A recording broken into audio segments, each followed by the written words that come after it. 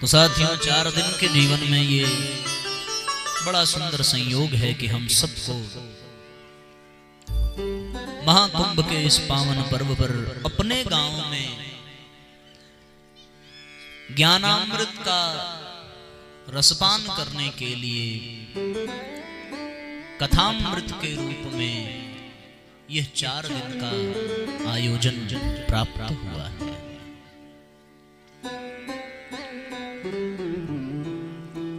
कथा शब्द का यदि पलट करके पढ़ा जाए, 2 ही अक्षर होते हैं कथा में, पहला क और दूसरा था। अगर इसको उलट करके देखें तो एक नया शब्द बनता है। पहले था पढ़ा जाए और फिर क पढ़ा जाए तो कौन सा शब्द बनेगा? थाक। थाक का अर्थ है थकना, थकावट। ये एक भाव है कि वास्तव में जो अपने आप को कथा में लगा देता है, कथा के सूत्र उसके जीवन के थाक को, उसके जीवन की थकावट को मिटा देते हैं। ये जो थकावट है, यही हमारा प्रारब्ध है। कभी वो थकावट अनुकूल परिस्थितियों के रूप में हमारे जीवन में आती है, कभी वो थकावट प्रतिकूल परिस्थितियों के जीवन में आती है। अनुकूल परिस्थितियों के रूप में आवे तो वो हमें सुख प्रदान करती है, प्रतिकूल परिस्थिति के रूप में जीवन में आवे तो वो दुख प्रदान करती है। वास्तव में है दोनों थकाने वाली, ऐसा नहीं है। दुख तो भोग है, पर सुख भी एक प्रकार का भोग है। सुख भी थकाता है, दुख भी थकाता है। सुख और दुख के थाक को, थकावट को मिटाने का कार्य ये कथा करती है। सुख और दुख, अनुकूल और प्रतिकूल परिस्थितियां, ये हमारे कर्मों के द्वारा ही हमें प्राप्त होते हैं। और जो कर्म है, ये कर्म हमारे इंद्रियों के द्वारा ही किए जाते हैं। उन इंद्रियों का नेतृत्व हमारा मन करता है। समझने का प्रयत्न, समझ में आ रही है ना बात? हाँ। मन के द्वारा नेतृत्व करने पर इंद्रियां कर्म करती हैं, और इंद्रियों के द्वारा किए गए कर्म के परिणाम के रूप में जीवन में अनुकूल अथवा प्रतिकूल परिस्थितियां आती हैं। अनुकूल परिस्थिति आवे तो जीवन में सुख आता है, प्रतिकूल परिस्थिति आवे तो जीवन में दुख आता है। सुख और दुख दोनों ही थकाने वाले हैं।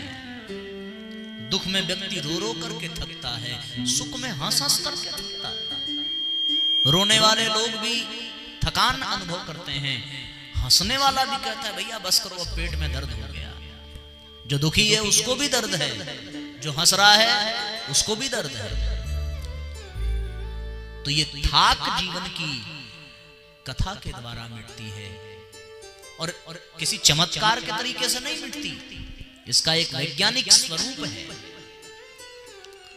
कि वो सुख, वो दुख जो आया वो हमारे कर्म के कारण, और कर्म हमारी इंद्रियों के कारण। इंद्रियां कौन सी हैं? 5 कर्म इंद्रियां, 5 ज्ञान इंद्रियां। नेत्र है, इससे हम देखते हैं। कानों से हम सुनते हैं, जिह्वा से बोलते हैं, स्वाद लेते हैं। ये इंद्रियां ही हमारे कर्म करती हैं। और कथा हमारे 5 इंद्रियों को बहुत संतुलित कर देती है, इसको परिष्कृत कर देती है, इसको सुंदर बना देती है।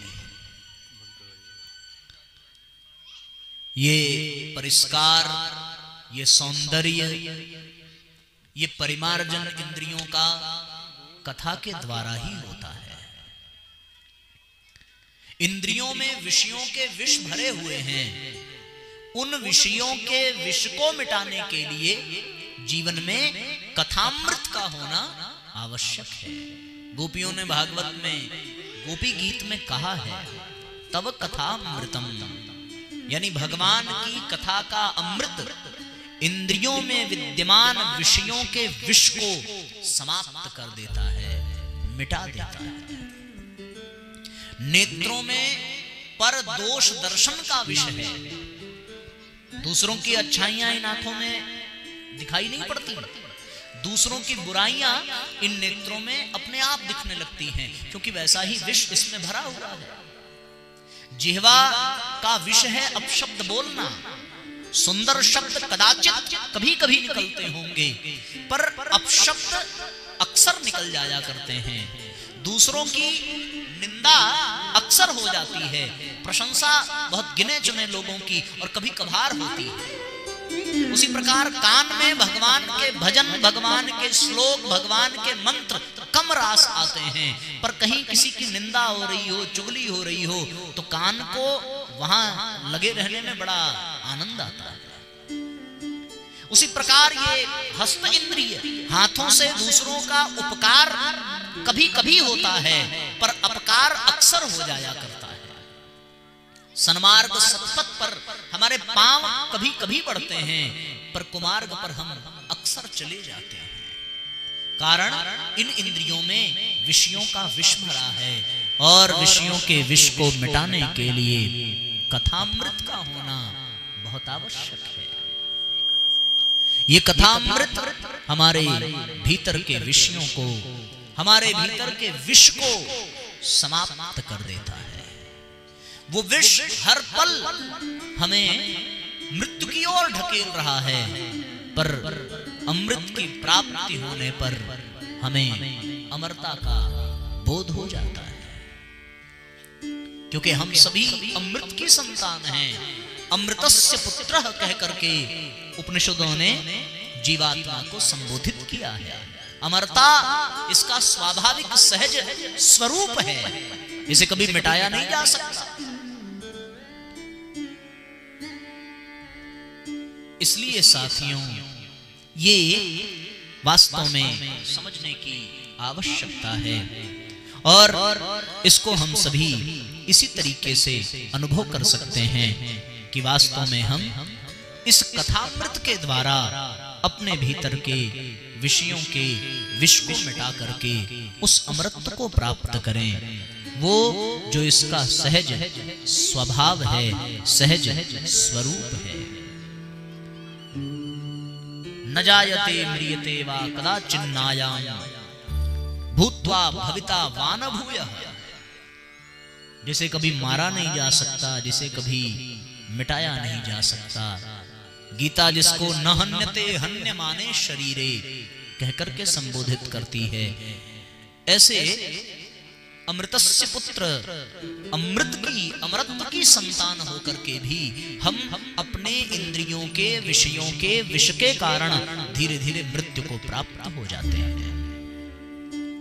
उस विष से बचाने के लिए हम सबके जीवन में अमृत की आवश्यकता है, और वो अष्ट कर देती है।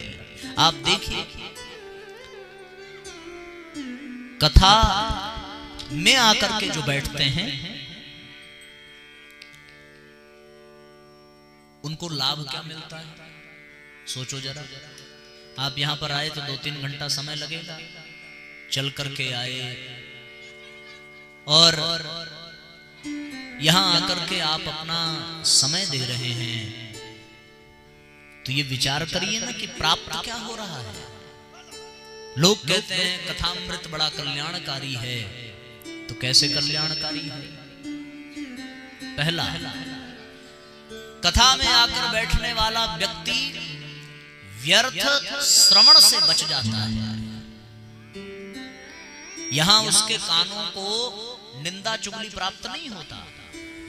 यहां वो अध्यात्म के, संस्कृति के, भगवान के सूत्रों को ही श्रवण करता है। ऋषियों के, महापुरुषों के वक्तव्य और उनके संदेश, उनके ज्ञान को ही हमारी कर्ण इंद्रियां यहां पर श्रवण करती हैं। तो आप जितनी देर कथा में बैठे हैं उतनी देर आप व्यर्थ श्रवण से बच जाएंगे, व्यर्थ श्रवण। और यहां से जाने के बाद आपको अच्छी चीजें ही सुनने को मिलेंगी, ये संशय की बात है। आपको व्यर्थ की चीजें ही सुनने को मिलेंगी। जब लोग आपसे बात करेंगे तो उसमें किसी की निंदा ही होगी, किसी की चुगली ही होगी, किसी के लिए कुछ व्यर्थ बातें ही होंगी। यदि सुबह से लेकर के शाम तक आप तुलना करें तो आपको यह प्रतीत होगा कि पूरे समय में केवल कथा के पंडाल में ही आपके कान व्यर्थ बातों से बचे रहे। बाकी अन्य किसी भी समय हम अपने कानों को व्यर्थ बातों से बचा नहीं पाए, क्योंकि घर में हैं, घर के आंगन में हैं, हर जगह है, कुछ न कुछ सुनना ही है। और वो सब कुछ सुनना व्यर्थ है जो हमें भगवान से दूर करे, जो हमें आत्म कल्याण से दूर करे, जो हमें हमारे जीवन के लक्ष्य से भ्रमित करे, वो सब कुछ व्यर्थ श्रवण ही कहा जाएगा। इसलिए साथियों, यहाँ कथा हमें व्यर्थ श्रवण से बचाती है। और यहाँ हम जो सुनते हैं वो बिल्कुल सार्थक होता है, वो बिल्कुल सिद्ध होता है, और वो बिल्कुल अमृत तुल्य होता है, जो हमारे कर्णेंद्रियों के विषयों को नष्ट करता है। 3 घंटे तक नहीं मिला व्यर्थ की बातों को सुनना, कथा व्यर्थ श्रवण से बचाती है। दूसरा, कथा व्यर्थ दर्शन से बचाती है। आप कथा पंडाल से बाहर हो तो आप कि ये आंखें बुरा ही देखने के पीछे भागेंगी, पर कथा में आप व्यर्थ दर्शन से बच जाते हैं।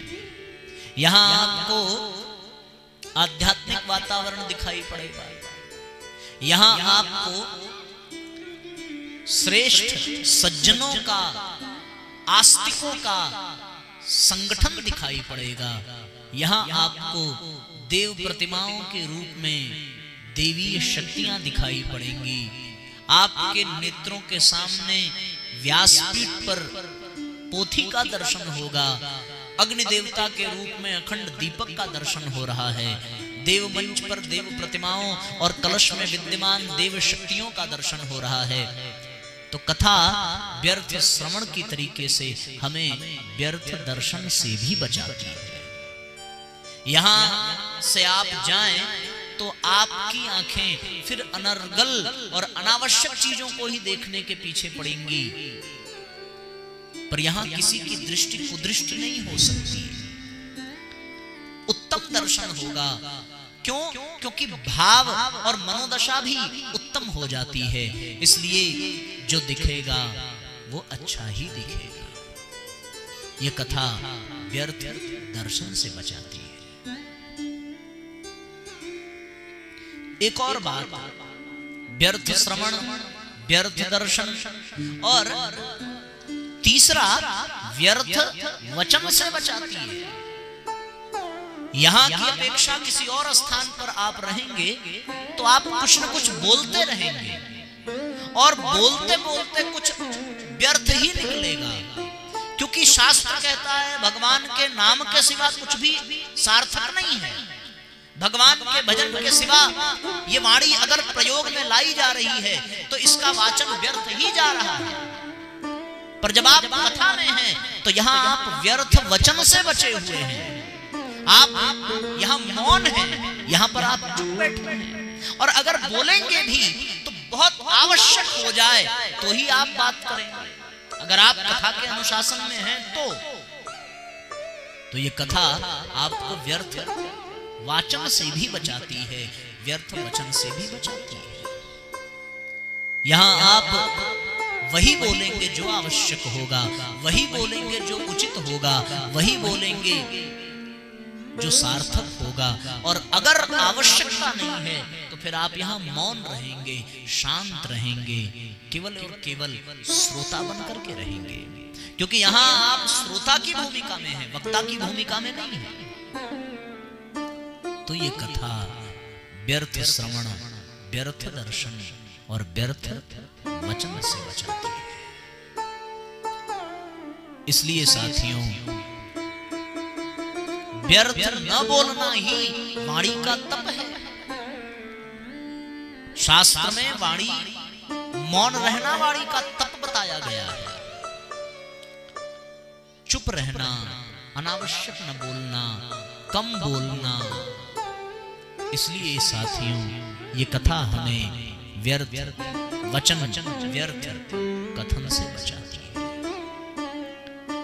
चौथा, कथा हमें व्यर्थ चिंतन से बचाती है। चिंतन, सोचना। मनुष्य कहीं भी हो, कभी भी हो, किसी भी अवस्था में हो, वो चुप रह सकता है, आंख मूंद सकता है, कानों को बंद कर सकता है, लेकिन अपने चिंतन को नहीं रोक सकता, है ना? आप अपनी आंखों को बंद कर सकते हैं, कान में उंगली दे सकते हैं, मुंह को बंद कर सकते हैं, पर अपनी सोच को नहीं बंद कर सकते। आदमी अगर कुछ नहीं कर रहा है तो भी वो कुछ न कुछ सोच जरूर रहा है, क्योंकि मस्तिष्क तो हमेशा सक्रिय है। मस्तिष्क कभी निष्क्रिय नहीं होता, और जिस दिन मस्तिष्क निष्क्रिय हो जाए, जिस दिन वो सोचने की क्षमता खो दे, उस दिन जीवन समाप्त हो जाता है। तो हम तो निरंतर कुछ न कुछ सोच रहे हैं, पर मैं आपसे पूछता हूं, क्या आप इस समय कुछ सोच रहे हैं? नहीं, आप वही सोच रहे हैं जो आप यहां से सुन रहे हैं, जो आप यहां से देख रहे हैं। आप यहां कुछ भी नहीं सोच रहे, पर आप यहां से उठिए और बाहर जाइए। बाहर जाने के लिए भी सोचना पड़ेगा। कब उठें, किधर से उठें, किसी को दिक्कत ना हो, किसी का शरीर स्पर्श ना हो जाए, ये सब सोच करके ही व्यक्ति उठता है। तो ये व्यर्थ चिंतन से बचाने का कार्य ये कथा करती है। इसके बाहर जाकर आप जो कुछ भी सोचेंगे वो सदचिंतन होगा, ऐसी बात नहीं है। उसमें कुछ दुश्चिंतन भी होगा। अभी आपका ध्यान पूरा कथा में है, कथा से बाहर जाने पर आपका ध्यान कहीं भी जा सकता है। आज इन्होंने कौन सा कपड़ा पहना, कौन सी ज्वेलरी पहन ली, क्या पहन करके आए, क्या खा रहे हैं, कैसे लग रहे हैं, तमाम तरह की बातें हमारे मस्तिष्क में घूमने लगती हैं। फिर घर की बातें याद आ जाएंगी। अगर आप पूरी तरह से कथा में हैं तो कथा हमें व्यर्थ चिंतन से भी बचाती है। गलत तो नहीं कह रहे? तो किन किन चीजों से ये कथा बचाती है? व्यर्थ श्रवण, व्यर्थ दर्शन, व्यर्थ कथन और व्यर्थ चिंतन बचाती है इससे। गांधी जी के 3 बंदर हैं। बुरा मत देखो, बुरा मत सुनो, बुरा मत बोलो। पर हमारे गुरुदेव के 4 बंदर हैं। बुरा मत देखो, बुरा मत बोलो, बुरा मत सुनो और बुरा मत सोचो। एक चौथा बंदर भी है, क्योंकि बुरा बोलना, बुरा कहना, बुरा सुनना ये बुरा सोचने वाला ही करता है। जिसकी सोच अच्छी होगी वो कभी बुरा बोल नहीं सकता, जिसकी सोच अच्छी होगी वो बुरा देख नहीं सकता, जिसकी सोच अच्छी होगी वो बुरा सुन नहीं सकता। इसलिए कथा चिंतन को ठीक करती है और व्यर्थ चिंतन से बचाती है। एक और बात, कथा व्यर्थ श्रवण, व्यर्थ कथन, व्यर्थ वचन, व्यर्थ दर्शन, व्यर्थ चिंतन के तरीके से व्यर्थ भ्रमण से भी बचाती है ना? व्यर्थ भ्रमण, आदमी व्यर्थ का भ्रमण कर रहा है। भ्रमण का एक अर्थ होता है घूमना, भ्रमण का एक अर्थ होता है भ्रमित रहना। जो भ्रम में है, जिसका लक्ष्य उसको पता नहीं है, बिना लक्ष्य के जाने वाला व्यक्ति, जैसे आपने देखा होगा कोई व्यक्ति किराए की गाड़ी पर आकर के बैठा और कंडक्टर पूछेगा भैया कहां जाओगे, और अगर उसको पता ही नहीं है कि कहां जाना है तो वो क्या जवाब देगा? जहां तक आप ले जाओ वहां तक जाएंगे। लक्ष्य नहीं पता है। उसी प्रकार हम लोगों को भी अपना लक्ष्य नहीं पता है। जहां तक जिंदगी ले जा रही है वहां तक हम जा रहे हैं। सवेरे उठे, जिंदगी बाथरूम तक ले गई, चले गए। उसके बाद जिंदगी पूजा रूम में ले गई, चले गए। फिर भूख लगी तो जिंदगी किचन में लेकर के गई, किचन में चले गए। बाहर निकले, दुकान पर गए, विद्यालय में गए। भ्रमण, घूम रहे हैं। इसलिए क्योंकि एक लक्ष्य पता नहीं है, जीवन का लक्ष्य क्या है। ये कथा व्यर्थ भ्रमण से बचाती है। यहां आने वाला व्यक्ति अपने भ्रम से मुक्ति पाता है।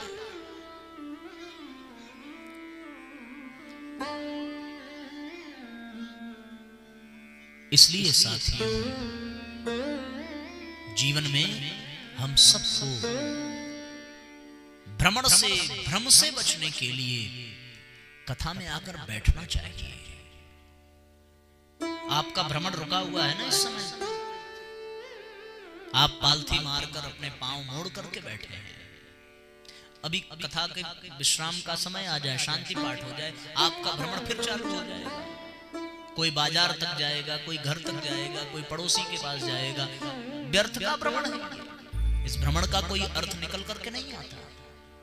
तो ये कथा व्यर्थ भ्रमण से बचाती है। व्यर्थ भ्रमण, व्यर्थ चिंतन, व्यर्थ दर्शन, व्यर्थ वचन और साथियों व्यर्थ श्रवण। इतनी चीजों से लाभ है, इतनी चीजों से सुरक्षा है इस कथा में आ जाने से। इसलिए साथियों, इस कथा को शास्त्रों ने बड़ा मंगलकारी बताया है। इस कथा को शास्त्रों ने बड़ा कल्याणकारी बताया है। ऐसे कल्याणकारी, ऐसे मंगलकारी कथा में हम सभी एकत्रित हैं, जो हमें व्यर्थ दर्शन, व्यर्थ श्रवण, व्यर्थ वचन, व्यर्थ भ्रमण, व्यर्थ चिंतन से बचाती है।